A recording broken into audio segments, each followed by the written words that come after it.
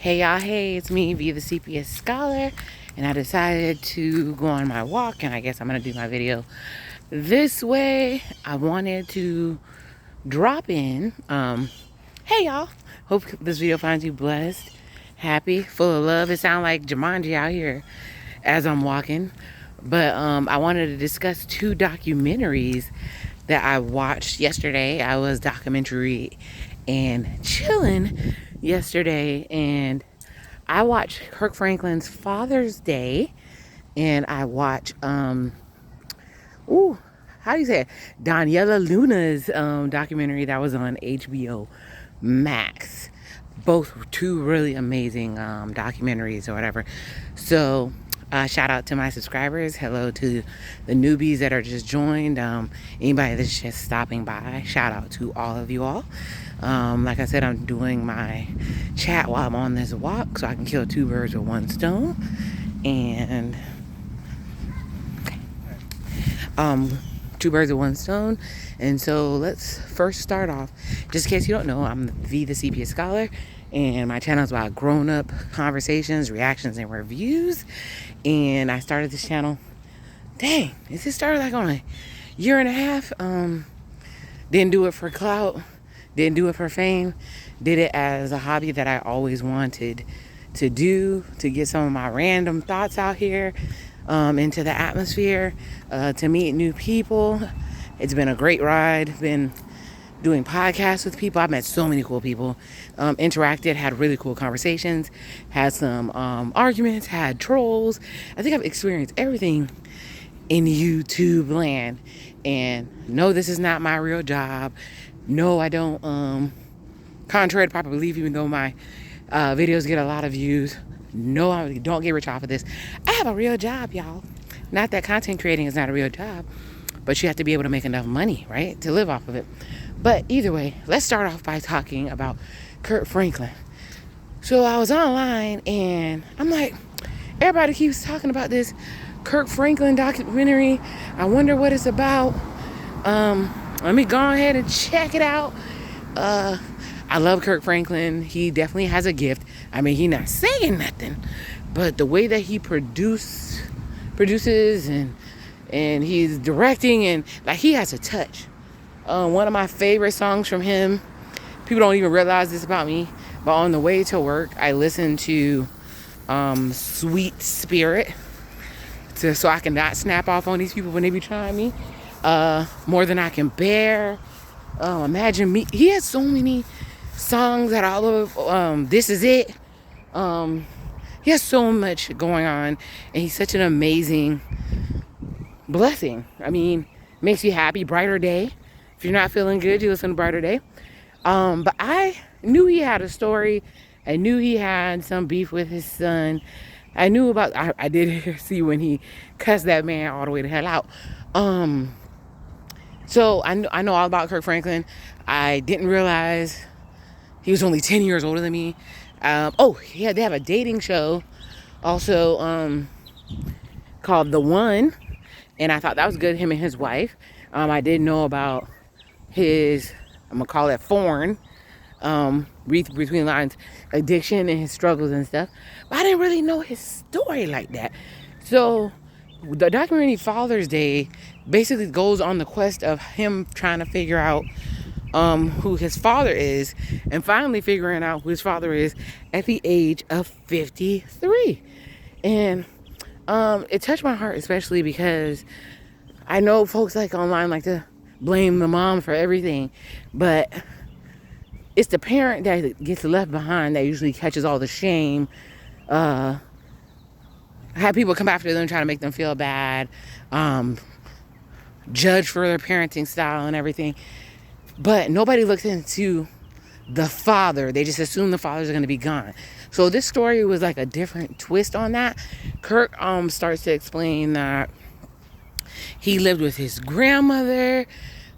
He knew who his mom was, but he lived with his grandmother. He was always picked on in school, and he built his relationship with God late at night, climbing on the roof, looking at the stars and talking to God, because he was so miserable in his everyday life.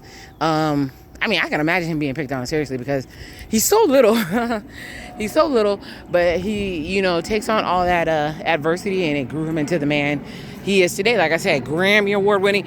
See, the documentary was a mixture of telling about his new album called Father's Day coming out in October. And then it was talking about his life, and you kind of saw behind the scenes. He said he had never done a behind the scenes documentary or whatever. And it was a mixture of that, and then, of course, his biography, right?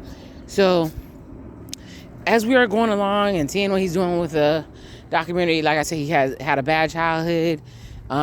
He knew his mom. Kind of similar to Kenya Moore. Except Kenya Moore's mom doesn't even acknowledge that she had Kenya. So it's these young people, I believe these young ladies probably go through some mental health issues after they have the children, maybe undiagnosed postpartum depression, whatever they got going on. They completely disconnect, and they don't nurture the children that they have. I'm not gonna call no names, but let's hope that doesn't happen with her and Junior. So he's talking about, a younger lady who he grew up with went to the funeral of some person in the neighborhood, and there was a man there who comes up to the young lady and says, I used to date Kirk's mom. And they swab, it's a Mormon moment.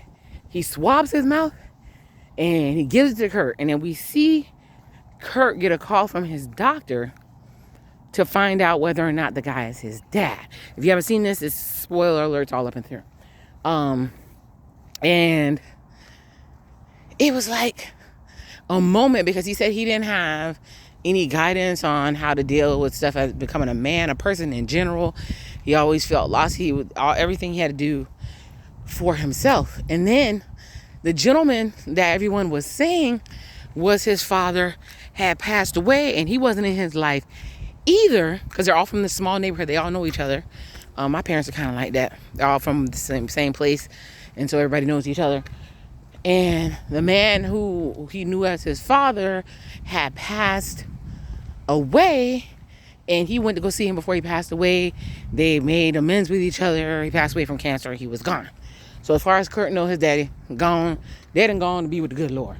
So him and his mom don't have a relationship at all. It was even contentious when Kirk called his auntie, and he's like, hello, Sandra. And Auntie Sandra's like, Auntie Sandra. He said, oh, that's how we gonna talk to each other? Yeah, that's how we gonna talk to each other. Like, oh. I wish one of my nieces and nephews would call sassy with me. But I treat them like my children, so it's a different type of relationship. He tried to get a hold of his mom. His mom called him and was like, he's like, I heard this rumor going around that this man saying that he's your daddy. That's not your daddy. It's a lie. Anyways, they go and they swab the man's mouth, and then Kirk swabbed his mouth, and then the doctor called and was like, 99.9% that's your daddy. Like, oh, what? So the man that I thought was my daddy, that I barely got to see and finally got to rest with and peace with, is not my daddy. This man is my daddy. So he goes to see this man. His name was Rick Hubbard. And baby, when that man came to the door, when he came to the door, they look just alike. If you really look at that man, him and Kirk Franklin look just alike. It's the nose, like the way, the cheekbones, both those genes are strong. Which makes me, I don't know, y'all. I might get cussed out for this. He said he didn't know. I don't know I believe he didn't know. Reason I say that is, how did he have enough sense to go up to the childhood friend and say, swab in my mouth, swab? And Kirk Franklin is pretty big. Not just in gospel and secular music. I mean, we was stomping in the club. You didn't look at this man and say, dang, he looked like me. You never know what people are thinking. Anyway, so 99.9%. So now, to double check it, they was like, okay, we need to get the mom to swab her mouth. and Kirk swabbed his mouth, and this man swabbed his mouth. Okay, cool. Oh, did that part happen yet? Yes. No, I don't know if the part where he met the dad was first. It was first, I think it was. And the man started weeping, boo-hoo crying. I hate to see men cry. It's something about to make a flutter in my chest. I don't like it. Not in a bad way. I just have a lot of empathy for that. Because it doesn't happen often and men don't get to express their emotions that much. So it touched me. So finally he goes to see Aunt Sandra and the mama to get them to go ahead and swab them out. And Aunt Sandra had an attitude when he pulled up. And he had an attitude when he pulled up. And he was like, did you sign the paper? Nah, I ain't signed nothing. Well, I ain't getting out of the car so you sign the paper. Did mama sign the paper? Nah, she ain't signed. I need her to sign something. So it's just attitudes all up and through. So they go and he talks to his mom. Mom said it ain't true. You ain't finna lie on my box. You not finna lie. Mama said it's not true. Then they go get swabbed. Come to find out, baby, that man is his father. The man is his father. So 2 different paternity tests say it's the father. So he goes and talks to the dad, and he said, we can have a relationship, however you want to do it, at your pace. Like I said, this 53-year-old man is going back to being a child, even interacting with his man, because he's so happy that he found his father. Amazing, beautiful thing. I had a similar experience when I met my maternal grandmother for the first time. Maybe one day I'll tell it, but it was amazing. So, man, go to the mama and Aunt Sandra, and the mama say, I ain't accepting the paternity test. Me and that man ain't never do nothing together. I ain't never go with that man. It's a lie. And then she looks Kirk in the face and she says, if I don't accept this paternity test, will it affect the relationship that me and you have as mother and son? And he says, yes. I just need you to give this to me, Mom. And she was like, well, nope. She said she's not accepting paternity test, and she ain't give him that. So it was a hot ass mess.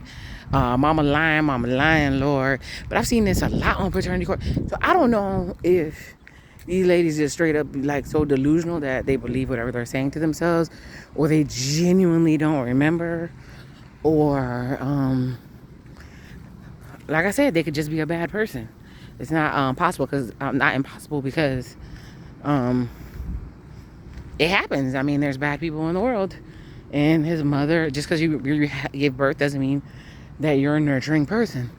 Okay, so that happened. That was sad. Basically, seeing him lose his relationship with his mom right there and in living color. So she ain't gonna accept it. And then the other part was he called his son Carry-On in to come tell him the news that he found his father. And I guess everybody knows that he struggled with this. So it was, the way Carry-On reacted, you could tell it was genuine, real emotion. Like when you know somebody wants something for so long and you finally see them get it and you have a love for them, no matter if you y'all get along or not, you have a love for that person, it touches you. Definitely touches you in a different type of way. So it was beautiful. And I think they were going to set up for the 3 generations to meet each other. That's how you know family is important. So whatever you got going on, you got to get over it. Well, I ain't going to say get over it because some people just toxic and need to run like hell. But it was beautiful. Father's Day, I really enjoyed it. Brought tears to my eyes. You know, they have, is somebody cutting onions in here? Lord have mercy. So that was Father's Day by Kirk Franklin. Now, let's go ahead and talk about the other documentary. So it was on HBO Max, and it's about the first black model that was on Harper's Bazaar and Vogue cover.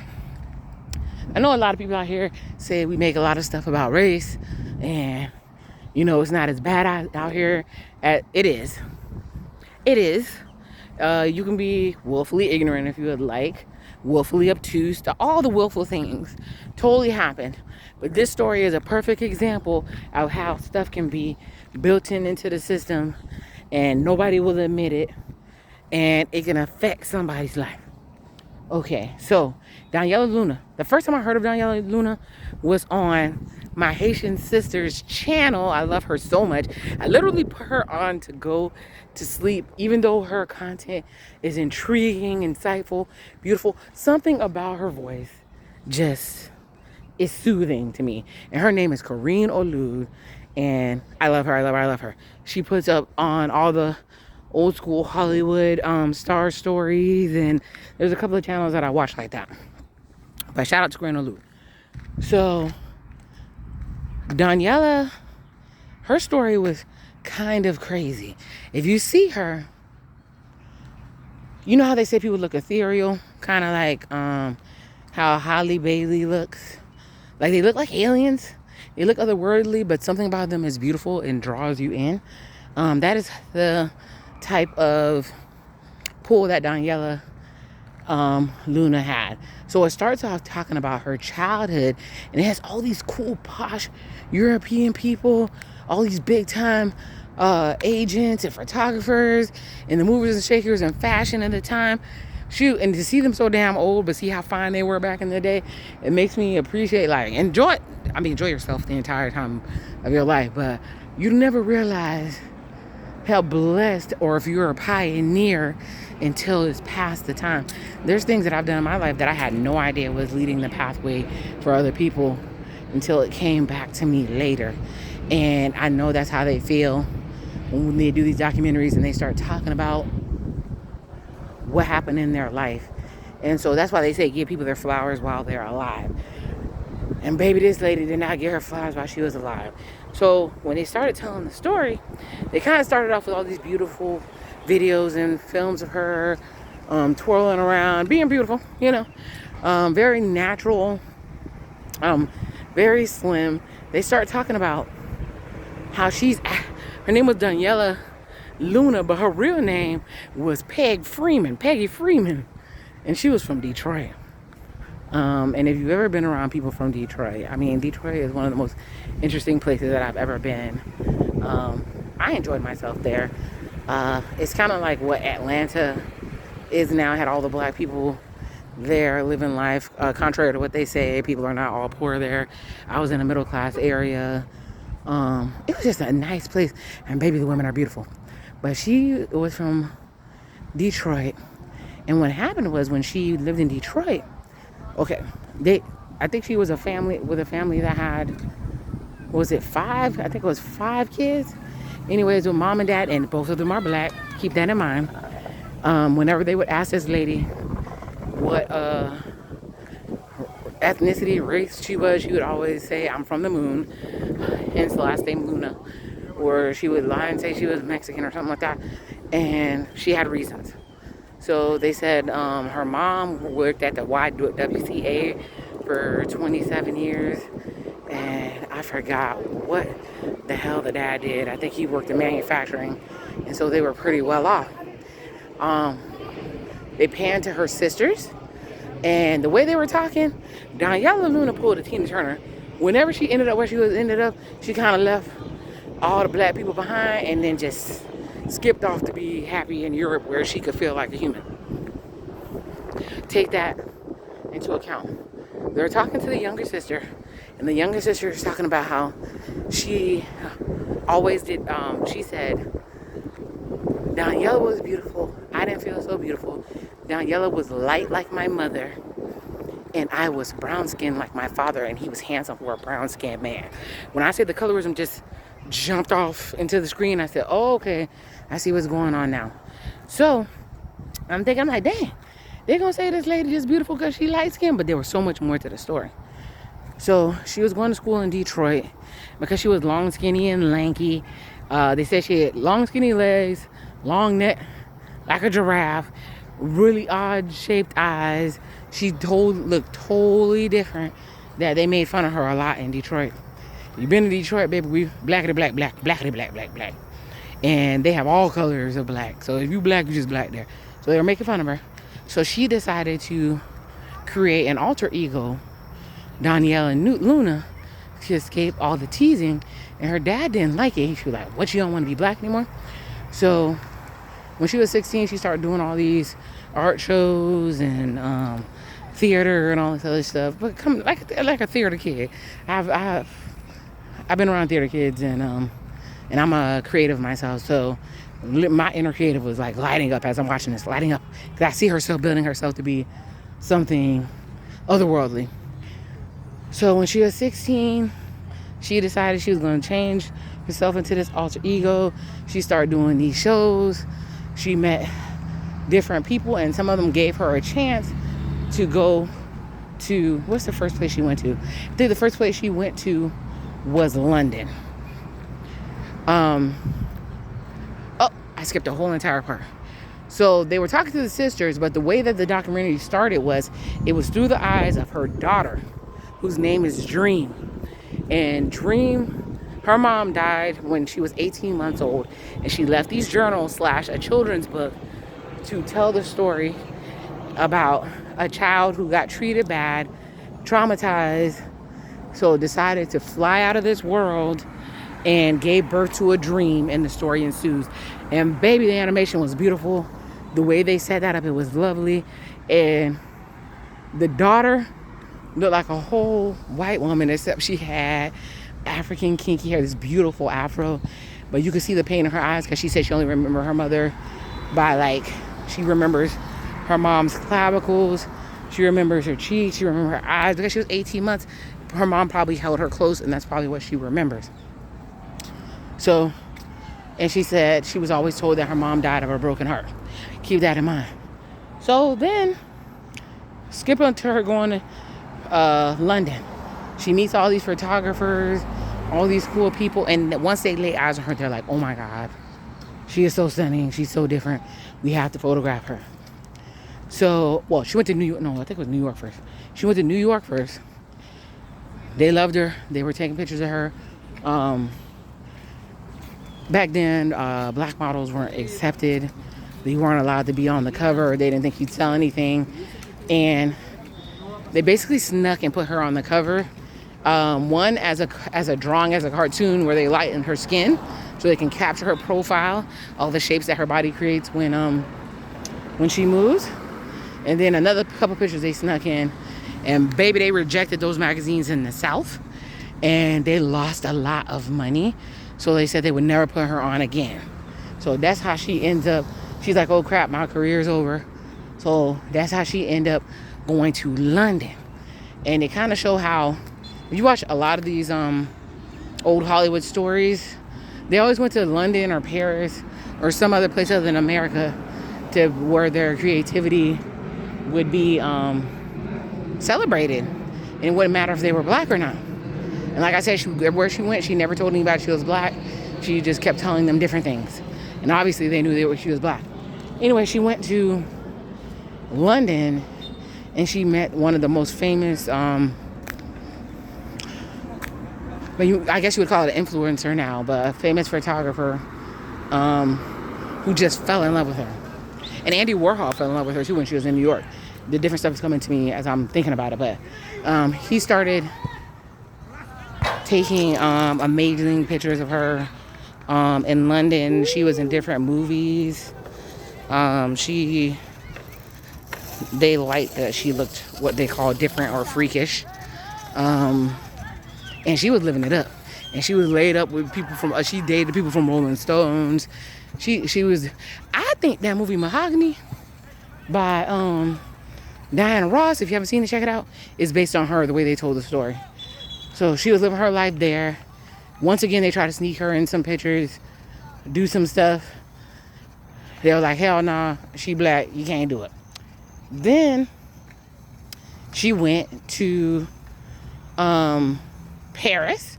She ended up in Paris. She spent some time there, took pictures, and you can see her influences now to this day from the shoots that she did. Because the one in Vogue, they even, when they sent the pictures of her, they said, oh, it's too revolutionary. And they went and put a white lady in the same exact outfit and put that in there instead. And even the photographers didn't understand what the problem was, because they were like, this lady looks better than everybody else here. Why the hell can't you guys let her photos be taken? Fashion and shouldn't matter. I mean, it even was not lost upon me that one of the dudes said he didn't even know she was black. He said he thought she was Indian, she was just brown. And then he was like, I had no idea she was Negroid. I'm like, Negroid? He's like, it's wild out here, son. It's wild out here, son. So, like I said, she went all these different places.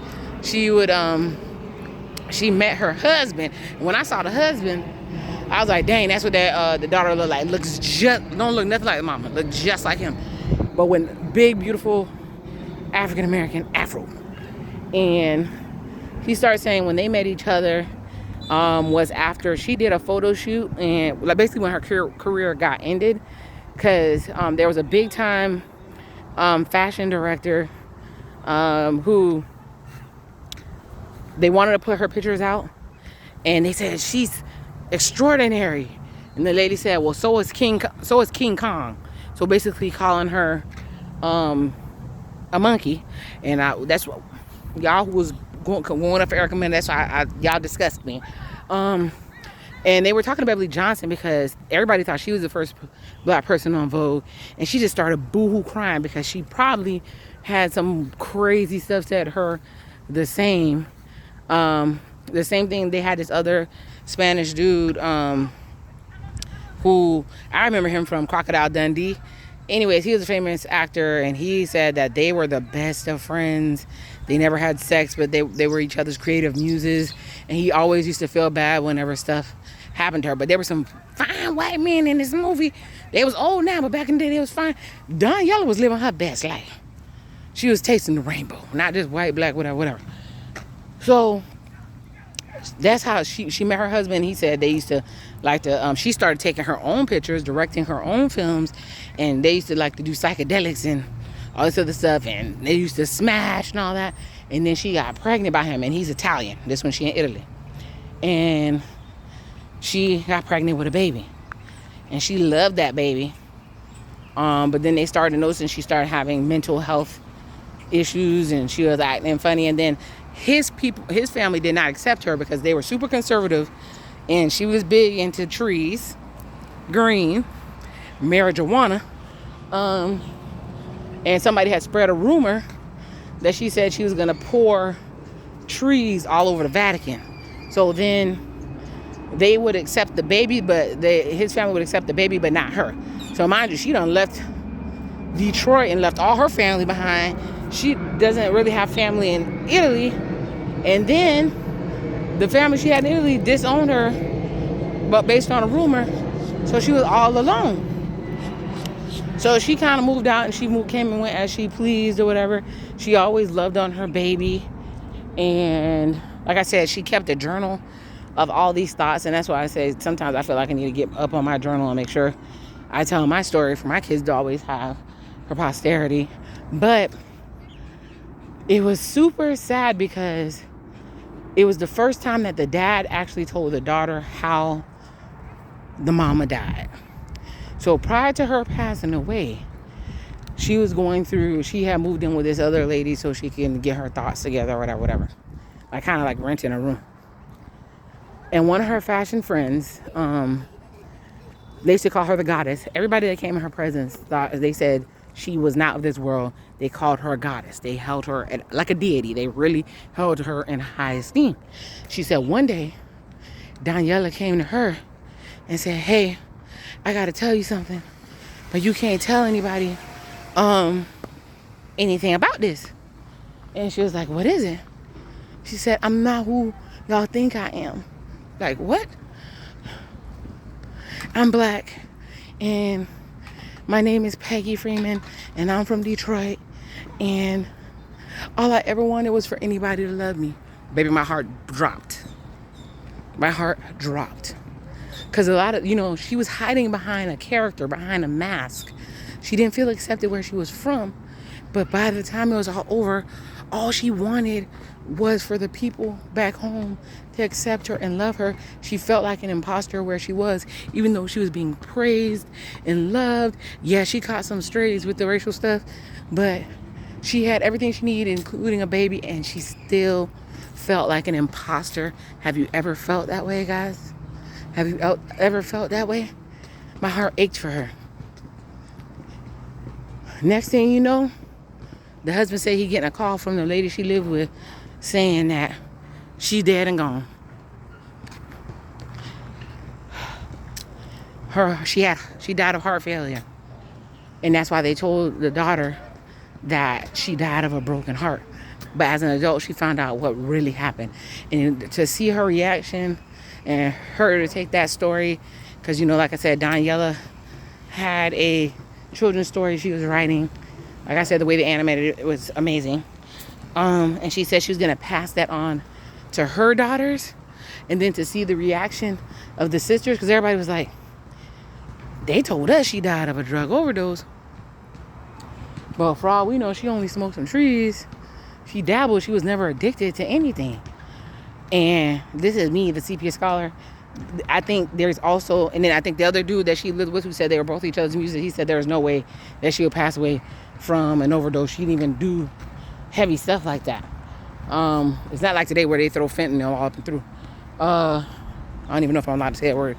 But either way, everybody still, after all this time, couldn't accept that's how she went. But the official cause of death was heart failure. So it was an amazing documentary. Even though I just told what happened, spoiler alert, spoiler alert, spoiler alert, I would go watch it just for the experience. And what was cool about it is they showed her influence on there. And they showed Zendaya recreating some of her famous poses and different people doing her picture. And it was so funny because, she felt forgotten, not seen. And apparently they did see you. Unfortunately, it was after you were gone. So, like I said, I watched 2 documentaries. They both touched me. I'm going to apply both principles to my life. I always say what we learned in the day from the Father's Day documentary, the importance of family,